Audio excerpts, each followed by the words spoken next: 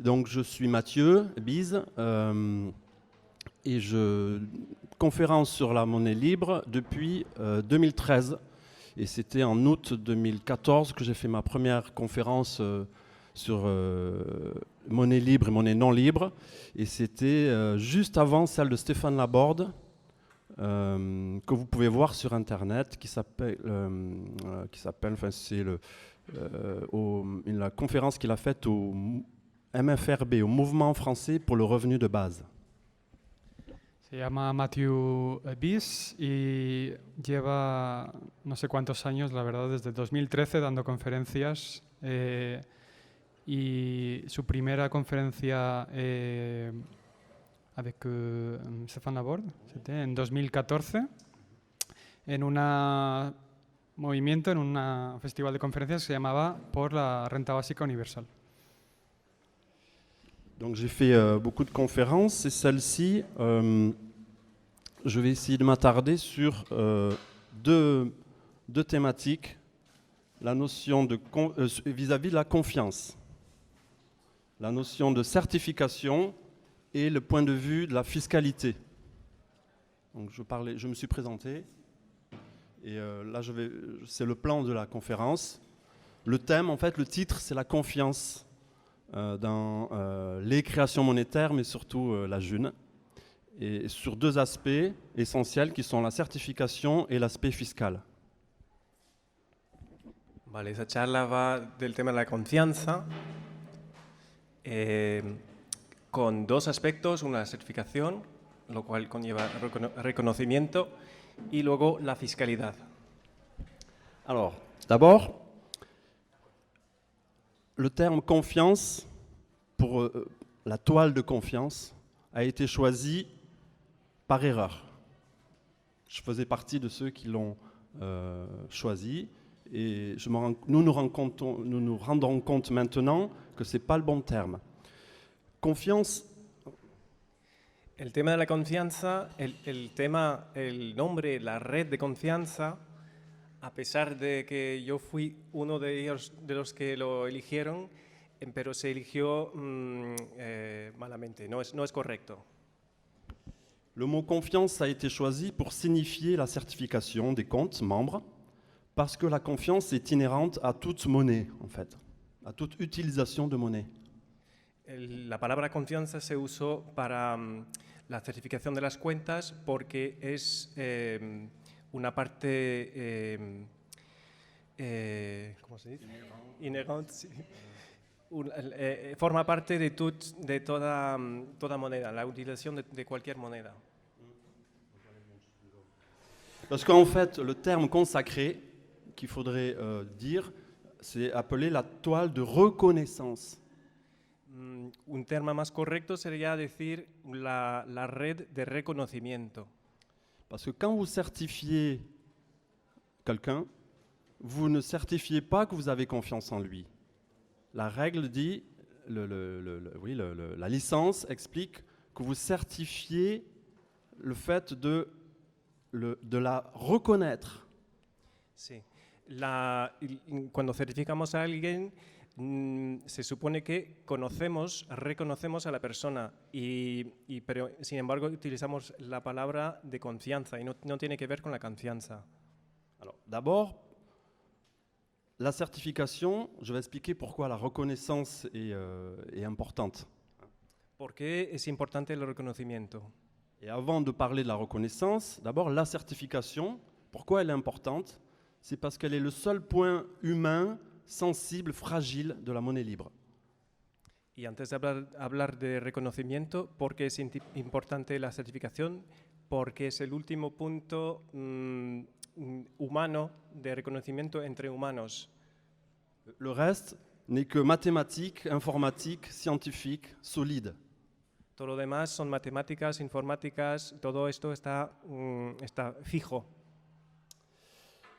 D'où l'importance donc de cette reconnaissance. Alors pourquoi il faut reconnaître les gens que l'on certifie, savoir les reconnaître? ¿Por qué es importante reconocer a la gente que certificamos? Eh bien la réponse c'est tout simplement parce que bien connaître le certifié permet de pouvoir retrouver un compte susceptible d'être faux. Sencillamente porque si reconocemos a la persona, a la cuenta, también podemos reconocer si es una cuenta falsa. Imaginez l'inverse, vous certifiez quelqu'un parce que vous avez confiance en lui, mais vous ne la connaissez pas bien. Fijaros que si certificamos a alguien que conocemos, pero no le tenemos confianza, Quelque temps plus tard, il s'avère qu'on se rend compte que peut-être que quelqu'un a 2 comptes. Et on vous demande, et on dit, ah mais tiens, tu as certifié cet individu. Est-ce que tu peux le contacter? y al rato, a los meses, nos damos cuenta que esa persona tiene 2 cuentas, y entonces se nos pide rendir nosotros cuenta que hemos certificado a esa persona, la conocemos, ¿qué ha pasado? Et si vous ne connaissez pas bien cette personne, vous ne pouvez pas la reconnaître, vous ne pouvez pas la contacter, et donc ce faux compte ne peut pas être trouvé. Y si no tenemos la manera de contactar con esa persona, de reconocer a esa persona, entonces la cuenta está como huérfana.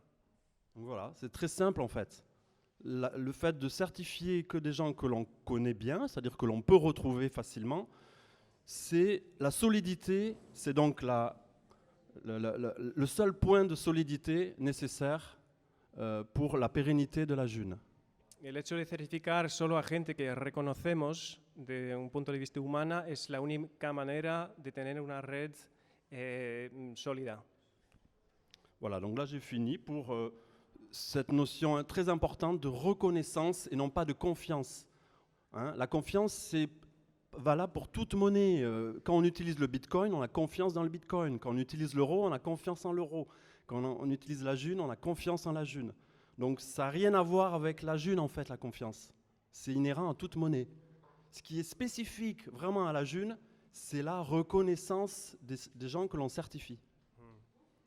La confianza al final la tenemos en cualquier moneda. Si usamos el dólar, el euro, el Bitcoin, tenemos confianza en esa moneda y invertimos y la usamos y tenemos fe que tiene valor, y la Juna igual.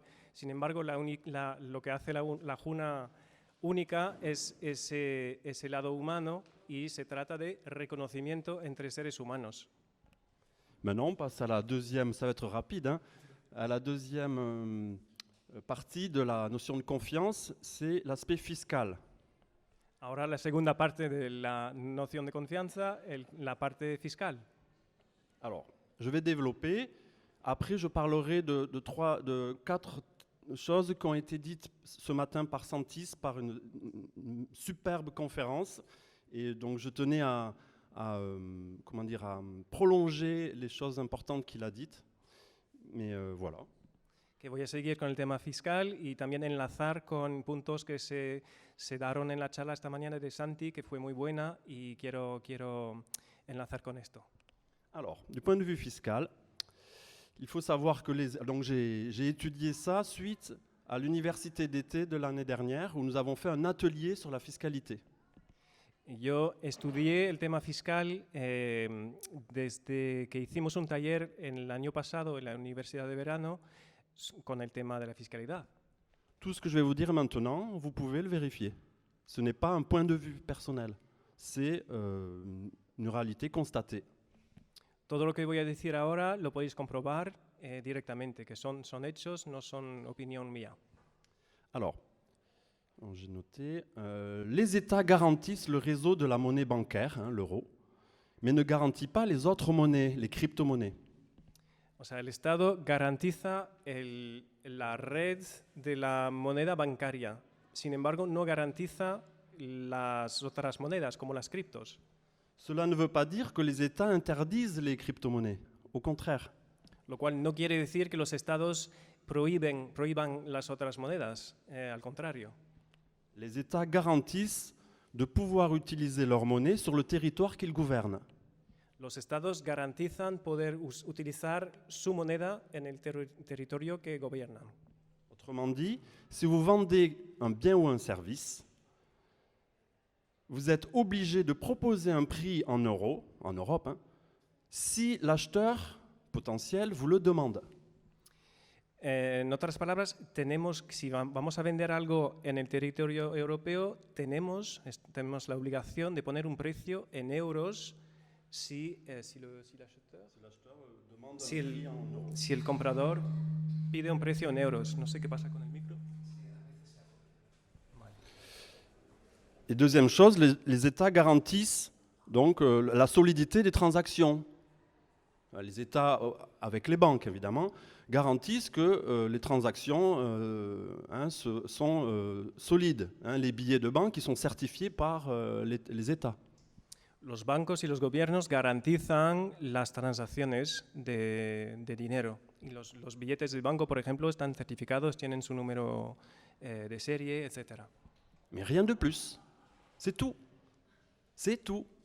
Voilà la fiscalité en fait des monnaies. L'État garantit sa monnaie, mais ne garantit pas les autres, les crypto-monnaies. Par contre, il les reconnaît comme des monnaies alternatives. Y eso es todo, o sea que el gobierno garantiza su moneda y reconoce las demás. Donc, et ça depuis donc surtout 2015, l'affaire Hedqvist 2015. Vous pouvez taper ça sur Internet. Elle a été donc c'est une affaire qui est une jurisprudence de la Cour européenne de justice. Podéis buscar en internet, es el caso Hedqvist, que está escrito ahí, del 2015, que hizo jurisprudencia a nivel europeo. Alors en 2015, il n'y avait pas la June, mais il y avait une première crypto-monnaie de l'histoire qui s'appelle le Bitcoin. En el 2015 aún no existía la Juna, pero había una primerísima criptomoneda que es el Bitcoin. Hedqvist, c'est un Suédois, un jeune Suédois qui en 2015 a commencé à faire des transactions avec l'euro, ou je sais plus si c'était non, c'était l'euro, oui, c'est pas la monnaie suédoise, parce qu'en Suède ils utilisent l'euro aussi. Et il a demandé à l'État suédois comment il devait déclarer, comment ça se passait, est-ce qu'il devait payer des taxes en utilisant le Bitcoin. El Hedqvist es el nombre de un sueco que empezó a utilizar el Bitcoin para hacer transacciones y preguntó a su gobierno pues, qué pasa con la fiscalidad, si tengo que declarar o cómo va el tema. L'État suédois voulait taxer, mais n'avait jamais légiféré sur les crypto-monnaies. Et donc, l'État suédois a fait appel à la Cour de justice européenne. El gobierno sueco estaba deseando sacar impuestos, pero no sabía cómo hacerlo porque no había ningún caso anterior. Entonces, lo preguntó a la Corte Suprema Europea. Et donc, la Cour de justice européenne a légiféré en 2015. Vous pouvez retrouver les articles dans 23 langues, je vais encore de vérifier. C'est très facile, vous tapez juste affaire Hedqvist et vous l'avez même, je crois, en basque. Que si lo buscáis, ese caso en internet sale en 23 idiomas, incluso el euskera. 23 langues. Et donc, que dit cette jurisprudence de la Cour européenne de justice? Elle a dû légiférer 2 fois parce que l'État suédois a fait appel, n'était pas d'accord, et pourtant, la Cour européenne a donc statué 2 fois la même chose, donc vraiment c'est imparable maintenant. Y la Corte, ¿qué pasó? La Corte Europea sacó su juicio 2 veces porque el gobierno sueco hizo, ¿cómo se dice? Apelación, apeló, y la Corte Europea otra vez sacó la misma conclusión. Entonces, eso está ahora está fijo. Alors, non, attendez, je finis. Donc, qu'est-ce qu'a stipulé la Cour de justice européenne? La Cour de justice a dit, pour qu'il y ait taxe, il y a 2 activités économiques possibles. ¿Qué dice entonces la Corte Europea? Para que haya impuestos se necesitan 2 actividades económicas. L'échange d'un bien et d'un service avec de l'euro. El intercambio de un bien o servicio con euros. Ça s'appelle la TVA. Eso es el IVA. Et la plus-value en cas de double opération d'achat-revente de crypto-monnaies. Y también la plusvalía en caso de compra y venta de criptomonedas. C'est-à-dire le bénéfice possible généré si vous achetez avec vos euros du bitcoin ou de la june et que vous revendez ce bitcoin ou cette june contre des euros, si vous faites un bénéfice, vous devez déclarer ce bénéfice et payer 30% dessus. Entonces, si sacamos beneficio comprando cripto o Juna y luego vendiéndolo otra vez en euros, o sea, pagando con euros y luego sacando euros y ganamos más euros de los que hemos puesto, eso se llama plusvalía y hay que declararlo y pagar 30%. Mais s'il n'y a pas d'euros et pas de biens ou de services, il n'y a pas d'impôt. Pero si no hay euros o no hay bien o servicio, entonces no hay impuesto. Alors, dans le cas d'échange euro-june, est-ce qu'il y a un bien ou un service? Si intercambiamos euros y junas, ¿estamos tratando de bienes o servicios? Non. L'État a statué les crypto-monnaies comme étant des produits financiers, et donc ce ne sont ni des biens ni des services, et donc on ne peut pas, les États, et dans le monde entier, ne peut pas taxer l'échange euro-june ou euro-bitcoin. Seule la plus-value, le bénéfice généré par la double opération, vous avez compris, est taxable. Mais le simple échange euro-june n'est pas taxable, est totalement exonéré de taxes. Ça, il faut vraiment que vous le sachiez. Entonces, el simple intercambio de junas contra euros, si no se trata de compra y venta con plusvalía, pero si solo es un intercambio, no sacamos euros. Entonces, no hay cuestión de impuestos en ningún lado de todo el mundo. Même ChatGPT le dit. Hasta ChatGPT lo dice. Je vous conseille de discuter avec ChatGPT. Il est beaucoup plus calé en économie que la majorité des gens. Os recomiendo hablar con ChatGPT porque sabe mucho más de economía que mucha gente. ChatGPT connaît la june. ChatGPT conoce la juna. Et dans le cas d'échange d'un bien et d'un service avec une crypto-monnaie, comme un Gmarché, En el caso de un intercambio de bien o servicio, como es el caso de un Gmercado, eh bien, ChatGPT, comme les États, comme tous les, on va dire ceux qui travaillent pour l'État, souhaiteraient pouvoir taxer. Mais il n'y a pas d'euros, donc ils ne peuvent pas taxer. Mais ils aimeraient. ChatGPT le dit, ça serait bien, mais ils ne savent pas comment. Il n'y a pas d'euros. Vous ne pouvez pas faire un pourcentage d'euros s'il n'y a pas d'euros. claro, por mucho que quieran sacar impuestos en un mercado que no es en euros, como no hay euros, pues no se puede hacer. Voilà, donc voilà, qu'est-ce que je pourrais dire d'autre? Allez, à la fin. Quoique après, je vais parler... non, après. Donc, ok, la taxe des États concerne donc deux activités. J'ai dit euro, bien ou service, euro, crypto, mais en double opération. Sí, recapitulando, ¿no? Que son solo dos casos de venta en euros de bien o servicio o de intercambio de euro con cripto, compra y venta y sacando plusvalía. Esos son los dos únicos casos cuando hay impuestos. Voilà, donc là j'ai fini pour, on va dire, la conférence type. Donc je finis donc en précisant que la monnaie libre, contrairement à ce qu'a été dit avant, n'est ni du troc, ni une monnaie locale. La juna no es ni de trueque ni una moneda local, que es lo que se ha dicho antes, pero no era correcto. C'est une crypto-monnaie. Et je vous dis ça, c'est pas ce que je pense, c'est ce que l'État a défini. Que es una criptomoneda y no es mi opinión, es lo que ha definido el mismo Estado. Ne dites pas que la monnaie libre est une monnaie locale, ou en Espagne vous dites sociale, parce que ça n'est pas une.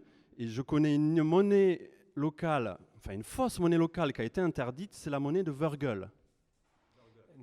Que no se diga que es una moneda social o local porque no la es. Y hay el caso de una falsa moneda local de Virgule.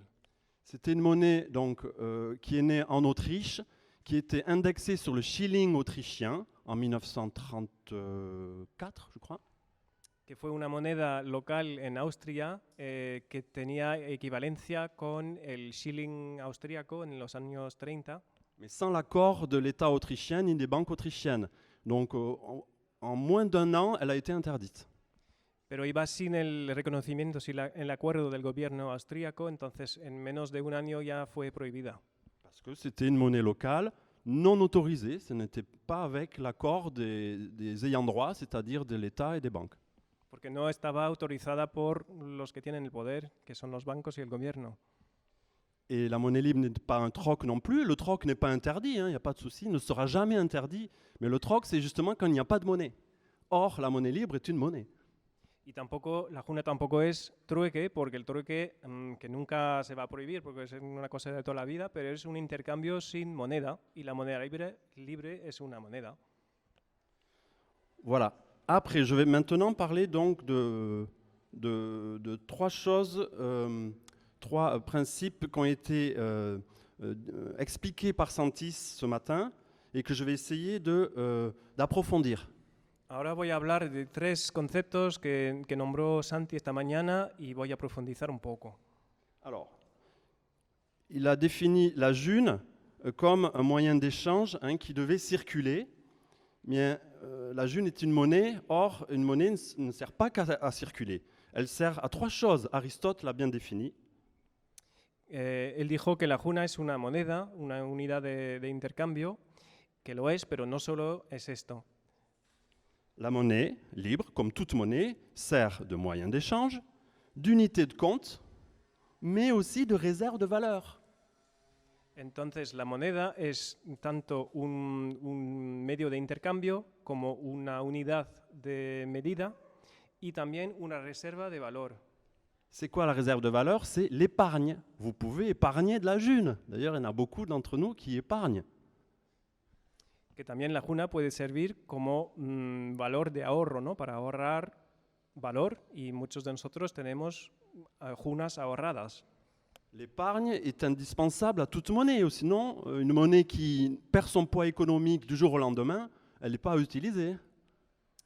Los ahorros son una parte integrante y muy importante de cualquier moneda. Donc la monnaie libre a une réserve de valeur qui est limitée dans le temps, qui est relative justement à quelle vitesse? Eh bien, sur une demi-vie. C'est-à-dire que quand même, au bout d'un moment, si vous cumulez la monnaie, vous pouvez, de la june, mais au bout d'un moment, eh bien, elle va perdre sa valeur. Mais elle va en garder quand même un certain temps, le temps au moins d'acheter une maison, bon sang. Que la juna es una reserva de valor en ese sentido, aunque está diseñada para perder valor con muchos años, con media vida humana en principio. Entonces, si la guardamos eternamente, va a perder su valor, pero tenemos tiempo de ahorrar para, al menos, por ejemplo, comprar una casa, a lo mejor. Et l'intérêt de la monnaie libre, justement, c'est qu'on peut prévoir son épargne. Alors qu'en euros, vu qu'il y a la création monétaire qui se fait dans notre dos par les banquiers, eh bien, on peut avoir notre épargne qui perd tout d'un coup de sa valeur parce qu'ils en ont créé beaucoup, par exemple, pendant le Covid. Y con la juna, la gran ventaja es que podemos prever su curso y el valor que va a tener. En cambio, el euro, por ejemplo, podemos ahorrar en euros y de repente viene una ola de inflación porque están produciendo, están generando, creando euros sin avisarnos, que no tenemos control, y de repente nuestros ahorros pierden un montón de valor. Donc la june, au contraire, est une réserve de valeur beaucoup plus solide et prévisible que n'importe quelle autre monnaie. La juna en ese sentido es una reserva de valor mucho más fiable y que se puede predecir su valor mucho más que otra moneda. Voilà, j'ai fini pour la notion de réserve de valeur que tu n'avais pas abordée, donc je suis content de compléter. Mais vraiment, c'était une conférence magistrale, vraiment, j'avais jamais entendu aussi bien depuis Stéphane Laborde depuis longtemps. Que eso era lo único que quería añadir, ese tema de reserva monetaria, pero que la charla de esta mañana de Santi fue ejemplar. Deuxième chose qu'il a abordée et qui est fondamentale pour moi, c'est la notion de renta básica, de revenu de base. La otra noción muy importante que nombró es la de renta básica. Il faut savoir que j'ai rencontré Stéphane Laborde en 2013 et je l'ai fait conférencer, enfin intervenir au grand rassemblement sur le revenu de base, le rassemblement mondial qui a eu lieu à côté de Bordeaux. Cuando conocí a Stéphane Laborde en el 2013, le invité a dar una charla en un congreso muy, muy grande sobre ese tema de ingreso universal. Sa conférence est donc sur YouTube. Vous tapez Stéphane Laborde, MFRB. Voilà, para buscarlo en YouTube, Stéphane Laborde, MFRB. Alors, ce revenu de base, en fait, il s'appelle le revenu de vie inconditionnel. El ingreso básico, la renta básica, ¿cómo te digo? Revenu de vie inconditionnel. Es un ingreso vitalicio universal. Il n'en existe qu'un sur la planète, et vous savez lequel c'est. Solo existe uno en el planeta, ya sabéis cuál. C'est la June, c'est le DU, c'est le dividende universel. C'est le seul et unique revenu de base, revenu de vie inconditionnel et universel de l'histoire de l'humanité. Y es el DU, el dividendo universal de la Juna, es el único, iba a decir ingreso, sí, revenu, on peut dire revenu. Oui. Ingreso universal, sí, renta básica, la única que sea justa, universal, equitativa, etc. Il a été défini, le renta basica, en 1984 par un organisme qui n'existe plus aujourd'hui, qui s'appelle le Basic Income Earth Network, le BIEN. Este concepto fue definido en el 1984 por una organización que ya no existe, que se llamaba el BIEN. Basic Income Earth Network. Basic Income Earth Network. Renta basica global de la Tierra. Il n'était que théorique à l'époque, en 1984. Que solo era teórico en aquel entonces. Il se base sur 5 piliers, 5 définitions. Se basa en 5 definiciones. Première chose, le revenu de base doit être perçu en monnaie. Primero, la renta básica se tiene que cobrar en moneda. Ça ne peut pas être une portion de nourriture ou une quantité d'eau ou de gasoil. Que no puede ser una ración de comida o una cantidad de agua o de combustible o algo material. Deuxième définition, deuxième point, il doit être touché ou perçu ou créé, parce que là il s'agit de création, tout le long de la vie.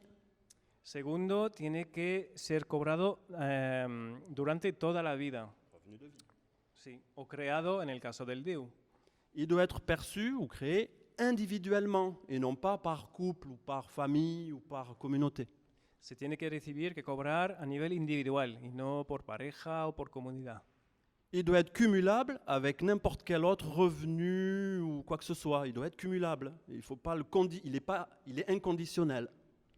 Es incondicional en el sentido que no se puede cumular con otro ingreso. Et donc, le dernier, totalement inconditionnel, quel que soit l'âge, le sexe, la couleur de peau, la religion, voilà. Y más allá a nivel de incondicionalidad, que no esté sujeto a cuestiones de edad, de género, de raza, de cultura, nada, es universal. Le DU, le dividende universel, remplit ces 5 conditions. C'est bien un revenu de base, un revenu de vie. El DU, el dividendo universal, pues cumple con esas 5 condiciones, entonces es un ingreso universal. Il a quelque chose de particulier, c'est qu'il est d'émission décentralisée. Il n'est pas versé par un centre, un chef politique. Su particularidad es que está generado de forma descentralizada y no viene de un punto central, un gobierno o un banco. Vous aurez remarqué que dans cette définition en 5 points, que vous pouvez retrouver sur Internet, de 1984, il n'y a pas la notion de suffisant, de montant suffisant. Como podéis ver, ninguno de estos 5 puntos nombra la cuestión de suficiencia, o sea que no entra en la definición la cuestión de la suficiencia. La raison est simple, elle est très bien expliquée dans la théorie relative de la monnaie. Il n'existe pas de valeur absolue, universelle, suffisante. Et non, c'est relatif à l'observateur, à l'instant T. Eso porque no existe valor universal absoluto, o sea, todo es relativo y función del momento. Classiquement, il y a l'histoire du verre d'eau. Un verre d'eau dans les Pyrénées n'a pas la même valeur qu'un verre d'eau dans le désert du Sahara. El ejemplo clásico es el del vaso de agua, que no tiene el mismo valor aquí en los Pirineos que en el Sahara. Donc, il n'existe aucune valeur absolue qui pourrait servir de référence minimale. Non, la notion de minimum n'existe pas dans le revenu de base. La noción de mínimo no existe en esa construcción de renta básica porque no hay valor universal, universalmente reconocida. O sea, todo es relativo. Le montant du DU, qui a commencé le 8 mars 2017, j'étais présent parmi nous, parmi ceux qui l'ont décidé, on a choisi 10 junes. Mais on aurait pu choisir n'importe quel chiffre, 43, 1024 ou 508. Cuando definimos el DU, el importe del DU, en el 2017, que yo estaba presente, pues elegimos 10 junas por elegir algo, que podía haber sido cualquier otro número. C'était la question que j'ai posée à Stéphane Laborde, donc c'était un peu avant, en 2016, où justement pour moi je voulais savoir mais à combien on commence. Et il m'a dit, peu importe, l'important c'est l'équation, c'est le flux. Mais voilà, on a choisi 10 parce qu'on a 10 doigts des deux mains, c'est tout. Yo en el año anterior, en 2016, yo le pregunté a Stéphane Laborde cuánto vamos a poner para el DU, con qué cantidad de junas vamos a empezar. Y dijo, da igual, porque lo importante son las ecuaciones, son las fórmulas, y todo lo demás va a fluir. Entonces da igual con qué número empecemos. S'il y a une autre monnaie libre qui naît un jour en Afrique, ou enfin en tout cas loin de l'Europe, eh bien peut-être qu'ils commenceront, eux, à 1024. Et puis ainsi de suite. Vous voyez ? Que si mañana empieza una G2 en África o donde sea, pues ellos pueden elegir otra cantidad para el DU, para empezar, de 1000, por ejemplo, o 42, o lo que sea. Ce sera un DU, ce sera une monnaie libre à partir du moment où elle respecte la symétrie spatio-temporelle qui est d'atteindre la moyenne à 40 ans, à la demi-vie. Será una moneda libre si respeta el concepto de llegar a un equilibrio a los 40 años, que son media vida humana. Voilà. Donc après, qu'est-ce qu'il y a? Donc le troc, c'est bon, j'ai dit monnaie sociale, monnaie Virgule. Oh, on a bientôt fini. Donc la notion de taux de change. Toute monnaie a un taux de change à partir du moment où elle est changée avec une autre monnaie. Ça, c'est imparable. Bien sûr que la monnaie libre a un taux de change. Elle a un taux de change à chaque fois que quelqu'un échange de l'euro contre la june. Elle a un taux de change en euros. À chaque fois que quelqu'un échange de la june avec du bitcoin, elle a un taux de change en bitcoin. Luego el tema de la tasa del intercambio, el valor de intercambio. Por supuesto que la juna también tiene un valor de intercambio con el euro o con el bitcoin. A partir del momento que hacemos cualquier intercambio, cualquier compra o venta de euros o de bitcoins con junas, estamos utilizando un precio, un valor. Les taux de change que l'on voit sur Internet, sur les sites de bourse, eh bien, ce sont des taux de change constatés, ce sont des moyennes, mais ce ne sont pas des injonctions de taux de change, ce sont des constats. Eh bien, la monnaie libre est pareil, pour l'instant, il n'y a pas de bourse qui l'indique, mais moi je me suis amusé à regarder un peu les échanges qui avaient lieu et j'ai établi, on l'a diffusé, un graphe qui nous montre le taux de change euro-june à travers le temps sur les 3 premières années. Que en los mercados de intercambio los valores que ponen son valores observados, no son obligaciones de decir $1 son tantos euros, por ejemplo, o en Bitcoin. Entonces, la juna igual, el valor de intercambio es el que se observa. Y de hecho, yo hice un gráfico durante 3 años. Siguiente. Forum Monnaie Libre. Está en el foro francés de moneda libre y durante 3 años estuve sacando un gráfico del valor de intercambio del euro con la juna. Donc, ce n'est pas un graphe exhaustif de tous les échanges, mais on était plusieurs à faire régulièrement des échanges euro-june, et donc ça nous a donné une moyenne locale française. Éramos varios en hacer compra-venta de junas en euros y viceversa, y entonces no es exhaustivo, pero todas las veces que hemos hecho esa compra-venta hemos apuntado el valor de intercambio y eso está en el gráfico. Il faut savoir que le premier échange de june a eu lieu avec quoi? el primer intercambio de funas, ¿con qué lugar? Avec l'euro. Et oui, c'est par les premiers qui l'ont utilisé, la June. Et il faut savoir que l'échange euro-June valorise la June. Y el intercambio de funas y euros valoriza la funa. L'échange de massage June valorise la June. El intercambio de un masaje por funas valoriza la funa. L'échange de confiture avec la June valorise la June. Igual para una mermelada o cualquier producto. L'euro est une valeur relative comme les autres, du point de vue des junistes. El euro es un valor relativo como cualquiera, desde el punto de vista de los juristas. Si vous n'aimez pas l'euro, d'autres l'apprécient peut-être, mais peu importe, s'ils utilisent de la June, peu importe avec quoi, ça valorise la June, ça lui augmente son poids économique et ça lui augmente ses effets. Et quels sont les effets de la June? Et ça, il faut jouer au jeu d'économicus pour les percevoir. C'est augmenter l'équité. Et oui, vous avez vu, en jouant au jeu d'économicus, il y a moins d'inégalités entre les individus qu'en monnaie euro. Ça augmente la souveraineté et ça permet quoi? La démocratie.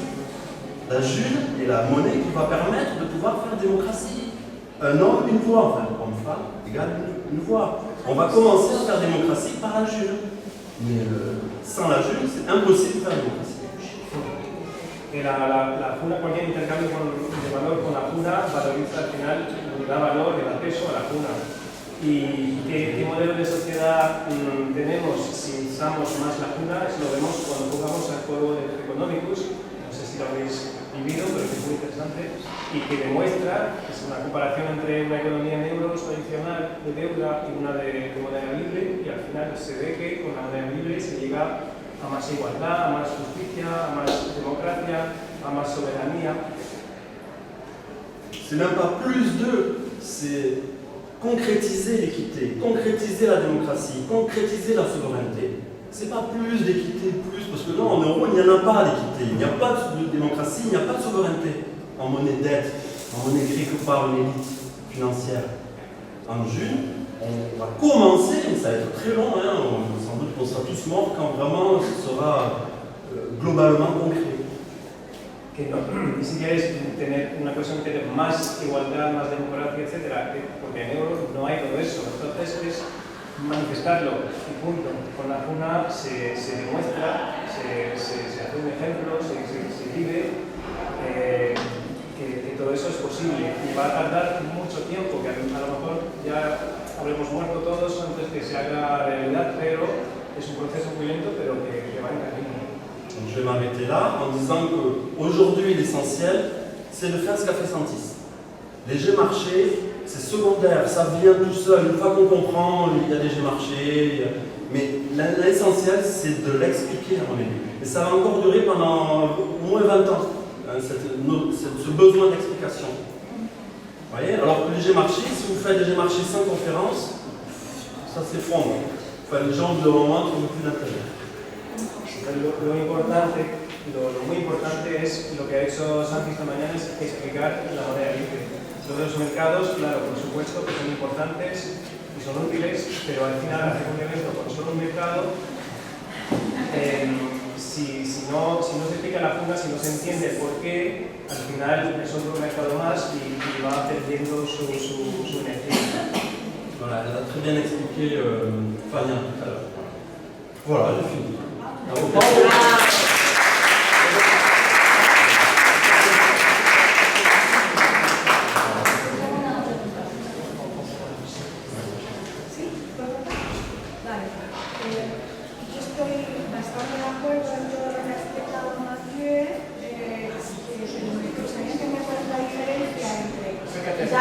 El valor a la funa cuando descapitalizamos, es decir, cuando compramos algo con euros y eso lo transformamos automáticamente en un gran valor en funas, por ejemplo. Pensaba que había Se escuchaba. Sí. O sea, la diferencia, yo entiendo lo de dar valor y lo de que nos decimos en euros y funas. Pero ¿cuál es la diferencia entre descapitalizar de alguna manera o usar usar esos euros para dar valor a la cuna comprando algo, descapitalizando, como por ejemplo un tractor en el campo, al que solo lo vas a alquilar en cunas no sé, a una comunidad de agricultores o lo que sea, o ir a un sitio como de exchange y cambiar cunas. ¿Me explico? Bueno, sí, ¿cuál es la diferencia entre descapitalizar? Sí, pero para ver la voz. Para aclaración. La diferencia entre descapitalizar, comprar en euros y luego alquilar, por ejemplo, en cunas. Comprar un tractor, por ejemplo. Un tractor, o como seguro que era. O ir a un exchange y comprar cunas. Eso, comprar directamente cunas en euros. Donc, quelle est la différence entre décapitaliser, par exemple, acheter un tracteur en euros pour ensuite le louer en juge dans la communauté agricole locale? Alquilarla y sacar una cosa de cunas. Ou juste acheter juste des jus en euros. Ce terme décapitalisé, je ne le connais que par chez vous. Pour moi, ça n'a aucun sens. Je ne comprends pas ce que c'est. No, pero bueno, lo llamamos así. Il y a des valeurs et la monnaie. Ce sont deux choses différentes. Tracteur, c'est une valeur. Gasoil, c'est une valeur. Un massage, c'est une valeur. Un bien de service. Et puis, il y a la monnaie. Entonces, lo de descapitalizar dice que solo conocer aquí en España que no sabe muy bien qué queremos decir. Entonces, piensa y habla en valores, ¿no? El tractor es un valor, el gasoil es un valor, un masaje es un valor. Exacto. Et il y a des monnaies. Donc, des monnaies, il y en a plusieurs. Et bon, vous pouvez donc échanger des monnaies entre elles, mais aussi acheter une valeur avec une monnaie et revendre cette valeur dans une autre monnaie. Y luego están las monedas, que son una herramienta de intercambio. Entonces se puede comprar un valor con moneda o se puede comprar una moneda por otra moneda y luego venderla en otra para la tercera moneda, etc. Il n'y a pas de décapitalisation, ça n'existe pas ça. No entiendo lo de la descapitalización. Vale, pero ahorita. Dile que obvie la palabra descapitalización, que es como un término que nos hemos inventado como para hacer eso. Entonces, sin entrar la palabra descapitalización. Sans le mot décapitaliser. Donc, quelle est la différence entre acheter un bien, par exemple, en euros, et ensuite le louer en jus, ou simplement faire un échange de jus d'euros? Tout est bien. À partir du moment où il y a de la june, tout est bon. C'est ça qu'il faut vraiment que vous compreniez, quoi. Pero entiendo que cuando estás hablando de eso es que hay una gente que diga, bueno, quiero comprar tus cunas, las que tú estás produciendo con tu industria de ¿sí? Sí, o sea, la gente que quiera comprar cunas, comprar des cunas. Il y a des gens qui, par exemple, qui veulent acheter des jus parce que toi tu les rencontrés, tu as le DU, ils veulent acheter des jus, quelques euros. Alors, ¿Sí? je vais parler d'un cas concret. Sí, la entendí. Justement, c'était pour l'organisation, Nadou va aussi répondre. Et quand on a organisé les rencontres monnaie libre, l'université de la monnaie libre numéro 3 ou 2, je ne sais plus, eh bien, nous voulions avoir de la bière en jus. Il n'y avait pas eu encore, je ne sais plus pourquoi, enfin bon, on s'est dit, il nous faudrait de l'euro pour acheter de la bière en grande quantité en jus, en euros, et la revendre en jus. Mais il nous fallait donc non, il nous fallait des euros, une bourse, il fallait un peu un fonds d'euros pour acheter beaucoup de bière. Entonces, cuando estuvimos con la segunda o tercera universidad de verano, se nos ocurrió que queríamos vender cerveza en cunas. Y no estaba el compañero Luke todavía. Y entonces, claro, necesitábamos un fondo en euros para comprar cerveza y luego vender en cunas. C'est exactement dans la même optique que chercher les euros pour financer les informaticiens. Eh bien, qu'est-ce que nous avons fait? Qu'est-ce que j'ai fait? Je n'ai pas demandé « je veux de l'euro, je veux de l'euro », pas du tout. J'ai proposé de vendre des thunes contre de l'euro. Et bien j'ai trouvé un gars qui m'a dit « ah mais il a compris un peu, enfin, il avait lui des bitcoins, il avait plein de trucs, hein, bon, voilà, un spéculateur, et il m'a dit, tiens, je t'achète des junes, combien tu me donnes de junes pour combien d'euros? Eh bien, je vous dis, il y a eu un échange de 2000 € de sa part, il m'a fait 2000 €, et je lui ai donné, il a été cool, 20 000 junes ou 30 000 junes. Bon, peu importe, en fait. Entonces, ¿qué hicimos? Pues que en vez de hacer un llamamiento y decir necesito unos euros para comprar cerveza o lo que sea, porque es el mismo ejemplo que dar dinero a los informáticos para que sigan desarrollando, ¿no? Entonces, ellos necesitan a lo mejor euros para sus gastos diarios. Entonces, ¿qué hice? En vez de hacer un crowdfunding en euros, por ejemplo, pedir euros, no, yo ofrecí unas. Y ofrecí unas y al final apareció alguien que dijo, oye, pues yo tengo euros y Bitcoin y más cosas y me interesa, mira, ¿cuánto yo te ofrezco 2.000 €, cuántas cuentas me das tú? Y que yo entendido de esa cuenta. Donc pour les informaticiens, ce que nous avons proposé, qui n'a toujours pas été fait, parce qu'il y a un cas encore, c'est que l'idéal, vu que les informaticiens ont beaucoup de junes, eh bien on leur a proposé de vous faire une vente aux enchères, une grosse somme de junes, 50 000 junes. Allez, qui sait combien vous mettez sur la table en euros pour financer, pour obtenir ces 50 000 junes? Ça permettra de financer sa june. Et là, je vous assure que ça marchera. Enfin, en tout cas, il faut commencer. Et c'est Stéphane Larotte qui nous a dit que bon sang, pourquoi vous faites pas?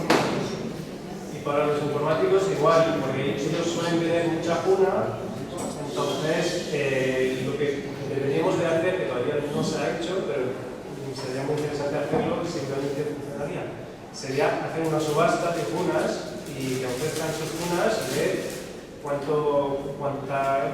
quién ofrece más euros para esas cunas, básicamente. Si no estamos listos para eso todavía, ya vendrá. Je voulais juste répondre, mais Mathieu l'a fait en partie, appuyer sur ce qu'il vient de dire. C'est notre référentiel. Il faut se poser la question de quel est mon référentiel.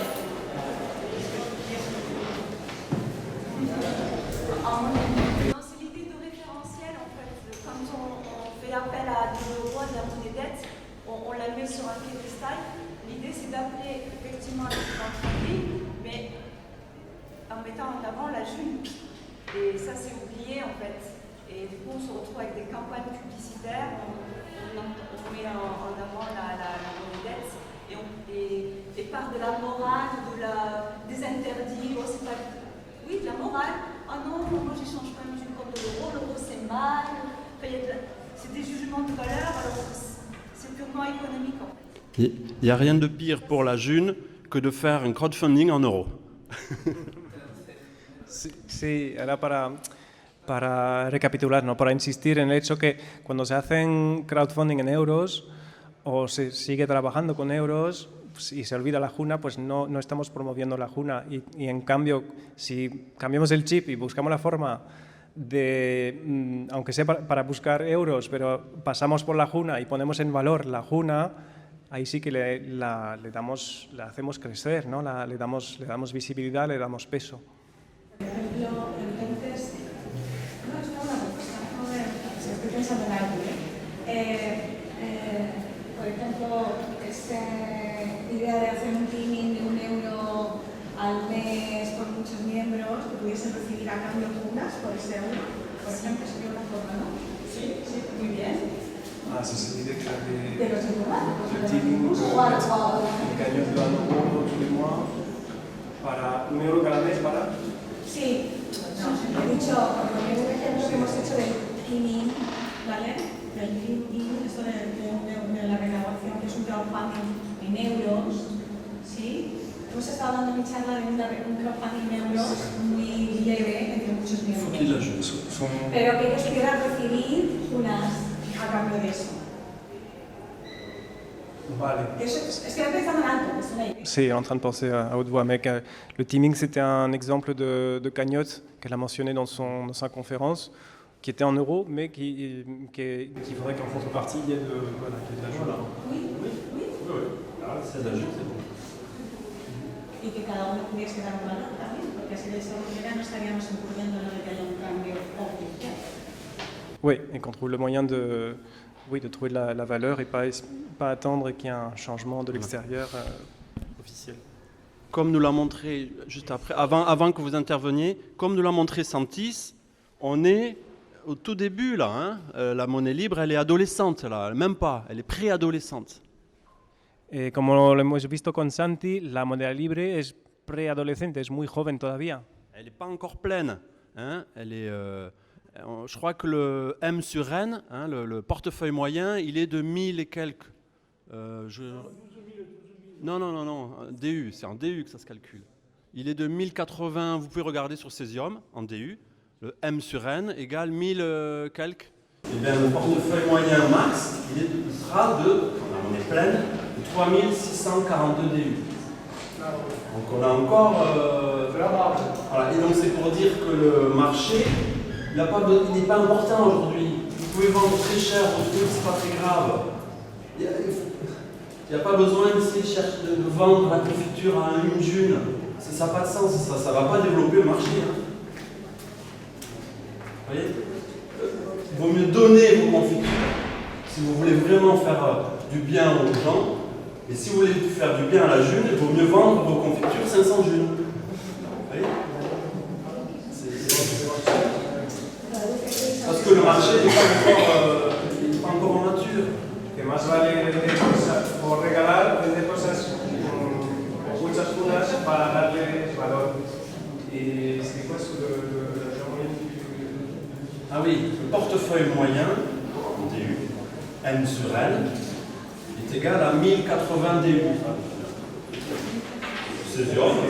Sí, el precio se puede ver el valor promedio de cuántas penas hay en cada cuenta y ya es por mil y pico de monedas. Et le portefeuille moyen, c'est-à-dire le nombre de DU maxi que vous allez pouvoir produire dans votre vie, il est de 3742 DU. Et donc on en est loin. Hay un máximo de DUs que podemos producir a lo largo de toda la vida, que son 3.700. 3642 c'est le max, et on est au tiers, 1188. Y ahora estamos por 1100, un tercio, 1100, 1200 casi. Alors que ça fait combien d'années que la monnaie libre existe? 7 ans. 7 ans. En 7 ans, 7 años. on est passé de 10 junes à de 1 DU. Le premier jour, c'était un DU, on était 59. Le portefeuille moyen était de 1 DU. Aujourd'hui, le portefeuille moyen est de 1188 et il sera maximum à 3640. Ah, c'est 3742 DU. Bon, c'est des maths. Mais donc c'est pour dire qu'on est au début de la maturité et donc l'important c'est plutôt des conférences que les prix. Vale. Que el primer día de la Juna todo el mundo tenía un DU en su cuenta. Ahora hay un máximo teórico que son de 3.700 o 3.700 y algo, y ahora andamos por promedio de 1.188 DUs. On est au tiers. Sí. ¿Y cuánto es el máximo que...? Eso se explica en la conferencia esta mañana. Como los saldos tienden a igualarse a la media, entonces el saldo que tienen todos los individuos tiende a una cantidad que si la mides en DUS, que es la referencia relativa, son 3.700 más o menos. Como máximo de creación. Alors là on rentre dans des détails très puissants. On sera mort à ce moment-là, je pense. Mais il s'avère que quand la monnaie libre va atteindre sa maturité, eh bien vous verrez sur Cesium, chaque jour, votre portefeuille en june va augmenter, alors qu'il restera à égalité en DU. Quand vous changerez qu'on appelle ça, le point de vue, quantitatif ou relatif, en quantitatif, il augmentera toujours d'un peu, hein, en june. Par contre, quand vous passerez en DU, oh mince, il y aura le même nombre de DU que la veille, c'est-à-dire 3742,5, je crois, précisément. Enfin bon. Mais ça, c'est un moment que moi, je pense que même c'est sûr, je ne le vivrai pas, mais que nos futurs vivront. Voilà. Que eso ya son cosas teóricas, pero que hay un máximo de DUs y llegar al momento que a lo mejor ya no estaremos para vivirlo, pero la generación de venideras sí, que de un día para el otro la cantidad de DUs en la cuenta será igual, pero si cambiamos la unidad de la cuenta para ver en junas, o sea, el valor absoluto incrementará de un DU al día, que son X junas, pero el valor en DUs en la cuenta seguirá igual. Y eso es cuando la juna habrá llegado a su madurez. Son detalles de matemática. Par rapport à l'économie, c'est pour dire que le prix des choses, des valeurs qu'on échange, n'est pas très important. Si vous voulez vraiment aider l'autre, faites des dons, donnez. C'est beaucoup plus pertinent si vous voulez aider les autres, ceux qui sont pauvres ou qui en ont besoin. Faites, donnez, c'est beaucoup mieux comme geste. Mais si vous voulez aider la June, au contraire, enfin le marché de la June, au contraire, essayez de vendre le plus cher possible. Évidemment. Alors le mieux pour ça, il y a les ventes aux enchères. Et ce qui va générer que les marchands en euros, s'ils voient que le marché en June, si par exemple je vends des bières en euros, si je vois qu'elles se vendent assez loin de zéro en June, ça va m'intéresser de les vendre en June. Si je vois qu'elles se vendent proche de zéro, style 2 June la bière, je ne vais pas être tenté de vendre mes bières en June. Vous voyez? Ya. Entonces, que lo importante al final son los intercambios. Y para darle valor a la juna, a ver, primero dicen euros. Si no sabemos qué hacer, lo que puede ayudar a los prójimos es hacer donaciones a los que no tienen, ¿no? Pero para apoyar. Pero en el mundo de la juna lo que interesa es darle valor vendiendo en junas lo más caro posible al final, porque si vendemos muy barato y vemos la competencia que está vendiendo muy barato y yo quiero ofrecer una cosa que ya hay competencia en el mercado, pero veo los precios, a lo mejor no me interesa venderlo en junas porque ¿para qué?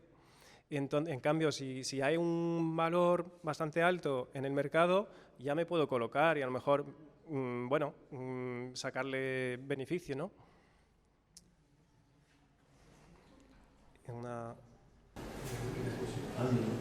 Respecto a eso, yo lo conozco como inflación en la economía normal. ¿No es eso? Porque la pregunta es, yo llevo en la juna año y poco. Y he visto que los precios van así. Y ahora, en esta juntada, que me he juntado con gente de Alicante, de esa zona, que me dicen, los precios allí son más caros. Me junto con franceses, me dicen, no, en Francia son mucho más caros. Y yo he visto que en este año y medio ha subido, eso se llama inflación en la economía normal. No es eso lo mismo si yo subo los precios, yo empecé vendiendo mis pinchos a 10 euros. En año y medio vendo à 15, 50% más. ¿No es inflation? Donc la question c'est qu'il a observé ce qu'il connaît comme inflation depuis 1 an et demi à peu près qu'il est juniste. Inflation de quoi? Des prix? Oui, des prix.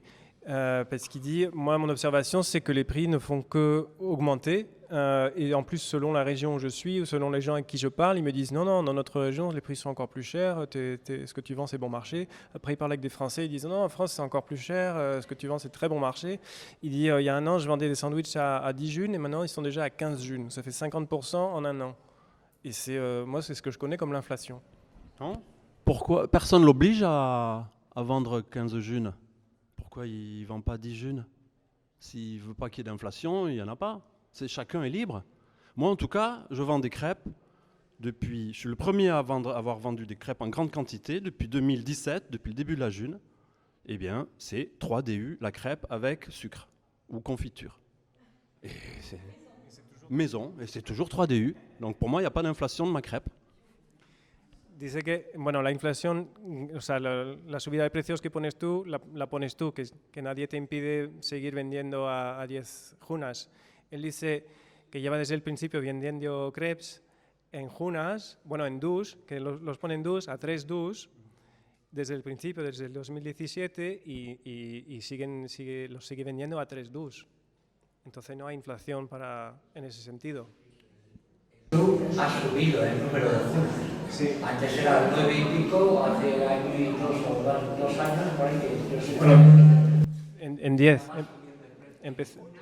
Sí. Oui. Cette histoire d'inflation des prix, il faut savoir que la création de la June n'a aucune influence sur les prix. Aucune.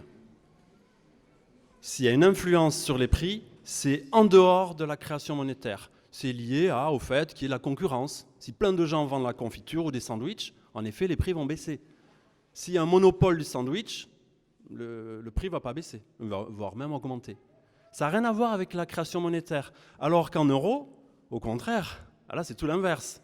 Vu qu'il y a la création monétaire qui se fait pour certains, au bénéfice de certains et pas des autres, eh bien ceux qui bénéficient de l'euro, la création de l'euro, sont souvent des chefs d'entreprise. Donc eux, ils vont augmenter les prix, mais pour eux, ce sera qu'une mise à, une mise à l'échelle du prix. Pour eux, il n'y aura pas d'inflation. L'inflation, elle va être vécue pour ceux qui ne touchent pas les euros créés et qui voient donc le prix augmenter, alors qu'ils n'ont pas leur DU. Sí, en el mundo de la juna, o sea, la inflación no tiene nada que ver con la creación de la moneda. Entonces tiene que ver con las condiciones del mercado, la competencia, etcétera, ¿no?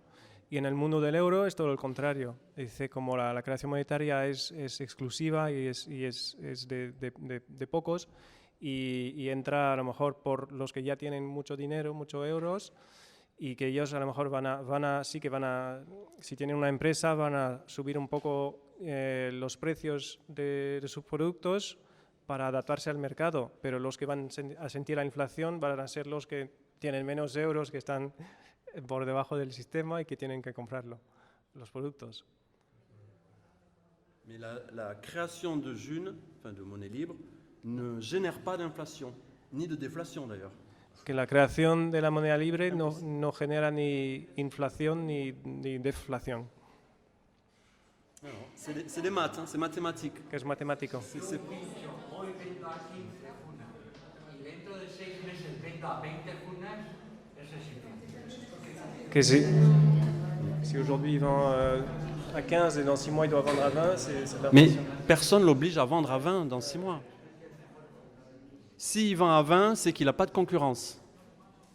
Que a lo mejor, sí, je veux dire, que no sé cómo se llama, bueno. Que dice que a lo mejor que nadie te obliga a subir los precios, que si en 6 meses estás vendiendo a 20 en vez de 15, es que a lo mejor no hay competencia y tú has subido tus precios, ¿no? Moi, par exemple, s'il y en a beaucoup qui se mettent à vendre des crêpes 2 DU, eh ben, je vais devoir baisser mes prix. Eh oui, parce que, sauf si mes crêpes sont bien meilleures que les autres. Ah oui, c'est pour ça que ça n'a rien à voir avec la création monétaire.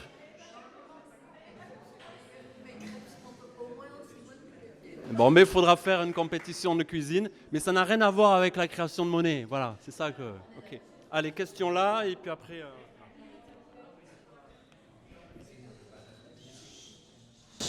Vale, mi cuestión tiene que ver con el tema de la fiscalidad. Une question sur la fiscalité. Y con posibles problemas con la policía, con el Estado, etcétera, etcétera, ¿no? Des problèmes potentiels avec la police et l'État. Entonces, por ejemplo, en la zona donde vivimos no le llamamos mercado, le llamamos encuentro para evitar esa cuestión de mercado con compraventa, ¿no? Là où on habite, quand on organise des marchés, on n'appelle pas ça des marchés, on appelle ça des rencontres, justement pour éviter d'attirer l'attention. Entonces, si no hay problema fiscal, no hay problema con el Estado, con el gobierno. Il n'y a pas de problème avec l'État. Non, je vous l'ai expliqué, il n'y a pas de problème avec l'État. Il y a eu jurisprudence et ça marche pour toutes les crypto-monnaies. Hein. Le Bitcoin a servi de jurisprudence, mais toutes les crypto-monnaies sont perçues pareillement par les États en Europe. Ce sont donc des moyens financiers. Or, il y a d'autres moyens financiers. Il y a quoi? Les monnaies d'État, les crypto-monnaies, les lingots d'or, il y a, qu'est-ce qu'il y a les bons du trésor, qu'est-ce qu'il y a encore? Les diamants. Vous savez que si vous achetez des diamants en euros, ou des lingots d'or, ou de la crypto-monnaie, il n'y a pas d'impôt. Hein. C'est si vous revendez les lingots d'or que vous avez achetés. Oui, les œuvres d'art, exactement. Là aussi, c'est qui c'est qui définit œuvre d'art ou pas. Mais en tout cas, voilà, ce sont donc des moyens financiers. Et les moyens financiers ne sont pas taxables. Ils sont exonérés, le vrai terme, exonérés de taxes. De moyens financiers. Está hablando que hay una serie de medios financieros, como son las criptos, como son los lingotes de oro, como son los diamantes, las obras de arte, aunque hay que definir lo que es arte a veces. Pero todas esas cosas se pueden comprar con euros sin impuestos. Solo si se venden y se saca plusvalía, sí que es otro problema. Un exemple très simple. Quand vous allez dans un pays étranger, vous échangez des euros contre des dirhams, voilà, au Maroc, et il n'y a pas d'impôt. Il n'y a pas d'impôt. Et si vous échangez une monnaie avec une autre, hein, c'est comme si c'était euro contre june, hein, là c'est euro contre dirham, il n'y a pas d'impôt. Par contre, si vous faites la double opération d'achat-revente et que vous générez une plus-value, un gain en euros, vous devez déclarer cela et payer la flat tax, ça s'appelle. Et ça, c'est pareil pour l'or, les diamants, les tableaux, voilà, et toutes les monnaies, tous les moyens financiers. Que si vamos a otro país que tiene otra moneda, podemos intercambiar nuestros euros por dirhams, que usaba el ejemplo de Marruecos, por ejemplo. Y no hay impuesto en ese caso, es solo un intercambio de una moneda A a una moneda B. ¿Cómo on appelle ça? Une commission. Sí, hay comisión bancaria, pero es otra cosa, no es del gobierno, es para el banco. Entonces, solo eso en el caso de comprar y vender y sacando beneficio, que eso sí que hay que declararlo. Beneficio en euros, sí, correcto. Entonces, también una de las cosas muy positivas de la Juna es que no se puede especular. Dentro de la red de confianza y bajo el honor, no compramos y vendemos Junas en euros. No existe la especulación. Dans le système de la June, dans le monde de la June, il n'y a pas de spéculation en principe, parce que c'est un système d'honneur et il n'y a pas d'achat et de vente de June. Non, alors ça, où vous avez lu ça? Non, justement, c'est tout l'inverse. Tout le contraire. Toute monnaie peut permettre de spéculer. Et d'ailleurs, nous spéculons tous les jours. Dès que vous utilisez une monnaie, vous spéculez. C'est quoi spéculer? C'est ça, vous essayez toujours de vous dire, j'achète ce produit, mais imaginons qu'il ne me plaise pas et que je vais le revendre demain. Vous allez donc essayer de l'acheter le moins cher possible. Parce que si vous l'achetez très cher, et si vous n'arrivez pas à le revendre aussi cher, eh bien vous faites une moins-value, ce qu'on appelle. Donc en fait, nous spéculons tous depuis que l'on utilise des monnaies, depuis 5000 ans. La spéculation n'existe pas en troc, par contre. Mais ça fait 5000 ans que les humains utilisent des monnaies justement pour solutionner le troc. Que hay especulación cada vez que hacemos un intercambio con dinero. Que compramos algo con dinero, estamos especulando en el sentido que, por ejemplo, si compramos algo y sin tenerlo muy claro, que a lo mejor no me gusta y mañana quiero venderlo, entonces lo voy a comprar lo más barato posible. Y a lo mejor, porque si lo compro muy caro y mañana lo vendo por menos, voy a perder dinero. Y entonces, pues, en el caso del trueque no hay cuestión de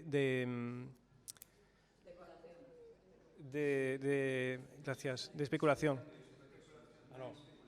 Là où je comprends très bien, et alors ça c'est important, hein, là où la spéculation pose problème, c'est en monnaie non libre.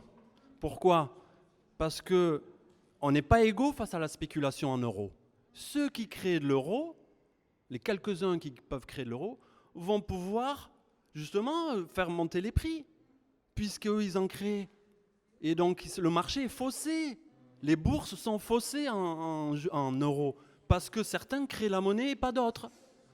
Alors que la bourse en june, nos problèmes, on est égaux face à la création des junes. Il ne peut pas y avoir un petit malin qui arrive et qui crée plein de junes d'un coup et qui biaise et qui monopolise le marché.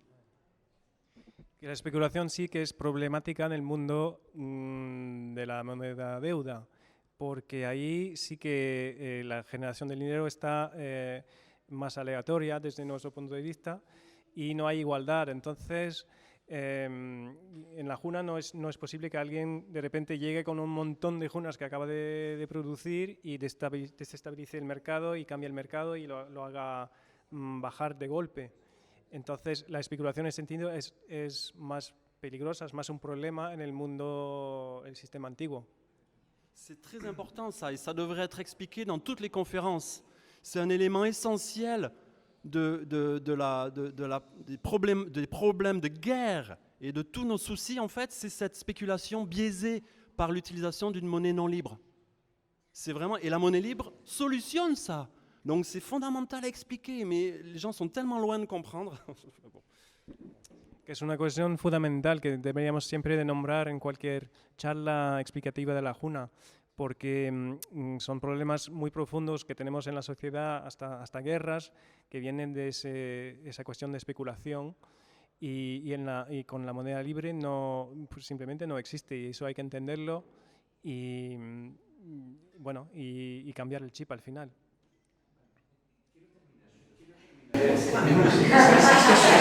Es un hilo de preguntas, ¿no? Es un hilo que tiene una dirección. Hace pocos días he visto un documental sobre Bitcoin. Il y a quelques jours, j'ai vu un documentaire à propos du Bitcoin.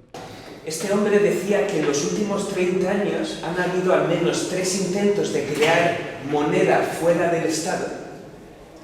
Il disait que au cours des 30 años, il y a eu 3 tentatives au cours des 30 dernières années de créer des monnaies en dehors du système étatique. Y las personas que han creado esas monedas han acabado en la cárcel. Et ceux qui ont essayé, ils ont fini en prison. Pero no son monedas alternativas ni sociales, no es nada parecido a la moneda libre tampoco. No me acuerdo bien, tengo el vídeo, pero hablaba muy bien y había imágenes, ¿no? En los años 90, en los años 2000. En los años 90, 2000, mais c'était pas des monnaies sociales ni locales ni la monnaie libre. Entonces mi pregunta es, sí, entonces vosotros sabéis realmente que no va a haber nunca ningún problema con el Estado. Esa es mi pregunta sobre todo. No va a haber nunca problema. Que vous êtes sûr que la monnaie libre, avec la monnaie libre, il n'y aura jamais ce genre de problème et qu'on ne va pas finir en prison? Bien sûr, bien sûr. J'en ai parlé au président de France, à l'époque, c'était François Hollande. Voilà. Et qu'est-ce qu'il a répondu devant témoins, hein, journalistes et tout? Il a dit, très intéressant. Que yo lo mencioné al antiguo presidente francés, François Hollande, en su día con testigos, con periodistas, y su reacción fue muy interesante. Non, vraiment, la peur naît de l'absence de connaissances et voilà, c'est tout. Donc, non, tout ça, ça n'existe pas. Il n'y a jamais eu d'interdiction d'utiliser une monnaie. Je vous dis, dans les textes de loi, il y a marqué uniquement que vous êtes obligé de proposer un prix dans la monnaie du territoire sur lequel vous vendez des choses à partir du moment où l'acheteur vous le demande. Mais vous pouvez très bien afficher que en june, vous avez le droit, mais si quelqu'un vous dit mais quel est le prix en euros, vous êtes obligé de lui donner un prix. Et ça m'est déjà arrivé. La dame, elle travaillait, je l'ai su après, à la Banque de France. Elle m'a demandé le prix de ma crêpe en euros. Et je ne voulais pas lui avoir des euros. Non, j'ai proposé 1000 euros la crêpe. Et elle a rigolé, elle a dit je ne vous la prends pas. Mais elle m'a dit vous avez très bien répondu. Voilà. Bueno, dice que el miedo. Hola. Dice que el miedo al final es por falta de información, de conocimiento, ¿no? Pero que no hay problema y que lo que dice la ley es lo que dijo antes, que tú tienes que poner un precio en euros si te lo pide el comprador. Que él pone sus crepes en junas y una vez vino una señora a hacerle una trampa y pedirle un precio en euros sin saber que esa mujer trabajaba para el Banco Central francés y entonces él tenía la obligación de decir un precio en euros, pero no quería euros, quería vender su crepe en junas. Entonces dijo, el crepe vale 1000 euros y dijo, jaja, muy bien, buena respuesta, que no la voy a comprar, muchas gracias, pero que no la compró, que no. ¿El qué? Ah, l'anecdote, elle a déjà fait le tour, il la connaissait. Et c'est vrai, hein, c'est une histoire vraie. Hein, pas comme ceux qui ont été en prison parce qu'ils ont créé une monnaie. Que es una anécdota real, a lo mejor no como la gente que dice que ha estado en la cárcel por crear una moneda. L'or, quand je parle de l'or, c'est les lingots d'or qui sont des moyens financiers. Hein, mais le métal or, non, c'est une valeur, c'est un bien. Hein, une boucle d'oreille en or, c'est une valeur, c'est un bien. Un lingot d'or, c'est pas un bien, c'est un actif financier. Hay una diferencia entre un lingote de oro y unos pendientes de oro, por ejemplo, que son un valor, que son un producto que tiene impuestos, y el lingote, que es un je sais plus comment tu les avais appelés, une valeur... un actif financier. Un activo financiero, sí. Comme la june. Como la juna. Et c'est pas taxable, sauf en cas de plus-value après la double opération d'achat-revente. Y no lleva impuestos solo si no es un caso de plusvalía. Alors, merci pour ta conférence sur la politique, sur la fiscalité. J'irai creuser. Je voulais revenir sur le prix de la crêpe. Je disais, si la crêpe passe à 2 BU, je vais forcément la baisser. Et bien moi, je te dirais, la baisser juste, pour moi, ça serait... Non, je ne vais pas la baisser. Par contre, je vais rajouter quelque chose dans ma crêpe. Faire un plus. Et je voudrais mettre l'accent sur l'esprit Jules. Donc, je crois qu'il n'y a pas d'esprit Jules. Vale. Pour moi, on part vers autre chose. On va vers un autre monde. Vuelve al ejemplo del crepe y dice, para mí el espíritu de la juna, que decías tú, Mathieu, de que si hay mucha competencia y tú estás vendiendo el crepe a 3 deus y de repente la gente está vendiendo crepes a 2, pues a lo mejor tú tienes que bajar un poco tus precios o subir la calidad. Entonces ella dice, sí, en vez de bajar los precios, yo creo que el espíritu de la juna, entre comillas, que no estoy de acuerdo que existe, pero el espíritu de la juna sería agregarle calidad, agregarle cosas al crepe y no bajar el precio. Alors, j'ai pas été assez précis. La crêpe nature est à 2 DU. Avec condiment, c'est 3 DU. Donc je vais rajouter, après ça fait un sandwich quoi. Non, je vous dis, si la crêpe nature est vendue à moins de 2 DU, eh bien si personne m'achète mes crêpes, je vais la jeter. Donc je m'alignerai au prix du marché. Ça c'est quand même de la base, les enfants comprennent ça. Mais après tu as raison que si je veux garder ou monter mon prix, ben, il faut que je mette peut-être, je sais pas moi, des pépites d'or dans le... Je sais pas, enfin bon, non, je changerai. Une question à l'université d'été, de dire pour le pot de confiture à 20 junes ou à 200 junes, quel est le pot de confiture que tu as envie d'aller acheter? Oui, mais tout ça, c'est vraiment pas du tout... Enfin, peu importe les prix. En tout cas, si vous êtes trop élevé, vous vendez pas. Ça, c'est tout. Et donc, il vaut mieux essayer de vendre le plus proche, le plus élevé possible, plutôt que de vendre le plus proche de zéro. Enfin, je sais pas, enfin, je ne comprends pas ceux qui disent il faut vendre proche de zéro. Ça aucun sens du point de vue marché. Même les enfants, ça, ils le comprennent. Hein. Et après, deuxième chose, l'esprit de la june n'existe pas. La june, c'est des chiffres. C'est des chiffres. Les chiffres n'ont pas d'esprit. Hein. Et les chiffres, voilà, ils sont juste co-créés à égalité par les membres, mais l'esprit de la june n'existe pas. Il n'existe pas l'esprit du Bitcoin, il n'existe pas l'esprit de l'euro, non, pas du tout. Donc vraiment, il faut arrêter de penser qu'il y a une morale dans la june. Non, il n'y a pas de morale. La morale, c'est dans nous, dans nos têtes à nous, humains. Mais la june, elle est neutre, elle est totalement neutre. Et pour l'éternité, elle est neutre. A ver, que dice que lo del crepe, el crepe sin nada ya lo vende a 2, entonces, pero el crepe con aliños sí que son 3, pero que, claro, que es una cuestión de mercado, que si todo el mundo se vende a vender un crepe completo a 2, pues él va a tener que tirar los suyos, entonces se va a tener que adaptar y bajar el precio. Pero luego ir añadiendo ingredientes para hacer una capa sobre una capa sobre una capa y hacer un sándwich de crepe que no tiene sentido tampoco. Entonces, y que no entiende que la gente quiera vender lo más al precio más bajo posible, que tampoco tiene mucho sentido. Que lo que le da valor a la moneda también es vender más caro. Y el espíritu de la Juna dice que no existe, como tampoco existe espíritu del Bitcoin, o bueno, que la Juna es una cosa justa y neutra para siempre, y que lo que hacemos con esa herramienta lo hacemos nosotros, entre todos, y entonces el espíritu viene de nosotros. On dit qu'elle est équitablement répartie dans l'espace et dans le temps. Voilà, c'est tout. Voilà. Merci.